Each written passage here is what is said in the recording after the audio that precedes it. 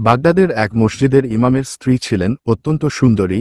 এক স্থানীয় মাস্তান যুবক তাকে দেখে আকৃষ্ট হয়ে পড়ে এবং তাকে বিরক্ত করতে থাকে। একদিন যুবক ইমামের বাড়িতে এসে বলল, হে সুন্দরী মহিলা, আমি তোমার প্রতি দুর্বল হয়ে পড়েছি, তুমি কি আমার প্রস্তাবে রাজি? মহিলাটি ভয়ে আড়ষ্ট হয়ে গেলেন এবং রাতে ইমাম সাহেবকে সব খুলে বললেন। ইমাম বললেন, তুমি রাজি হয়ে যাও, তবে শর্ত হল যুবককে 40 দিন প্রথম তাকবীরের সাথে জামাতে সালাত আদায় করতে হবে।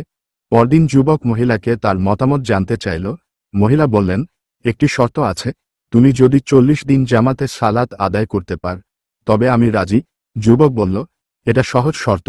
যুবক পরদিন থেকে নিয়মিত জামাতে সালাত আদায় করতে লাগল।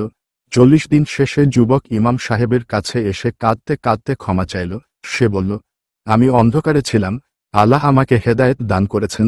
ইমাম সাহেব আল্লাহর কাছে হাত তুলে দোয়া করলেন, হে আল্লাহ, আমাদের সরল পথ প্রদর্শনের পর আমাদের অন্তর কঠিন করে দিও না।